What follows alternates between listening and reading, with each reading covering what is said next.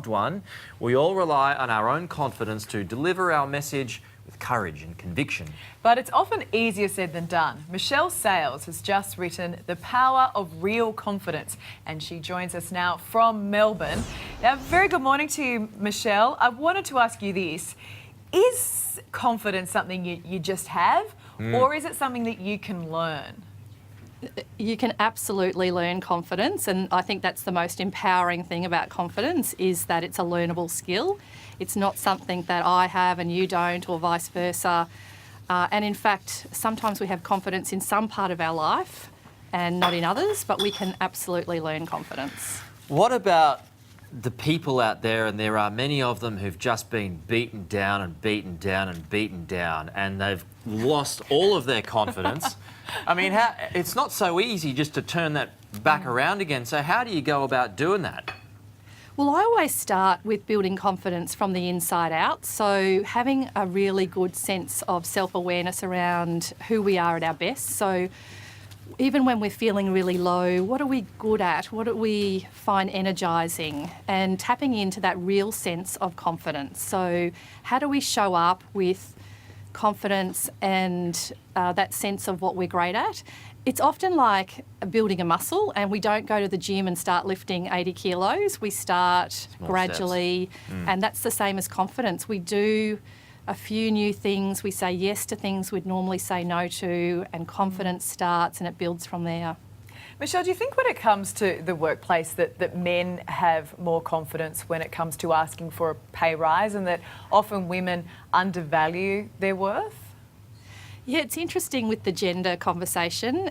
So for confidence, I think there are a number of things that can happen for a woman potentially that can impact confidence. Coming back from maternity leave is really hard when we take an extended period outside of work.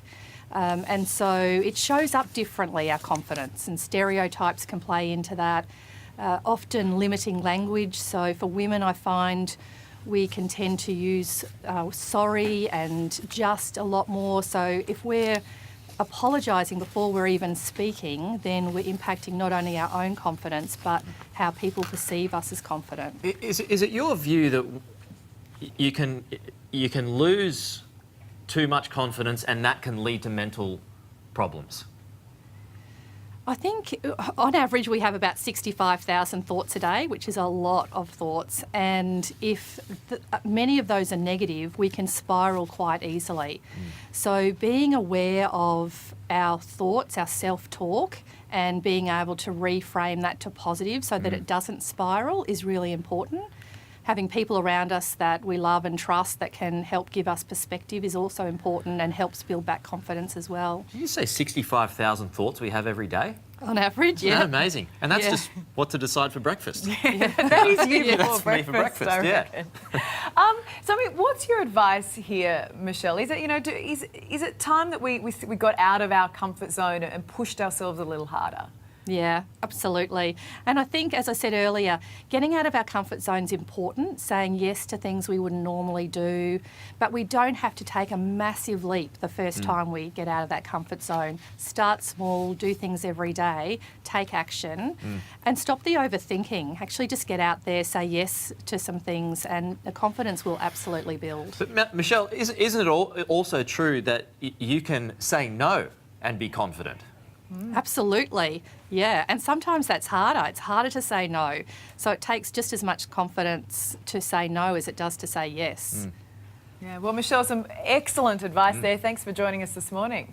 Thank you. That's your fact of the day, 65,000. That's a lot of thoughts. I know. Well, Yeah. I still feel that's how many thoughts you have into just what you're going to have for breakfast. Yeah. The greatest torment of the day. Well, speaking of which, it controls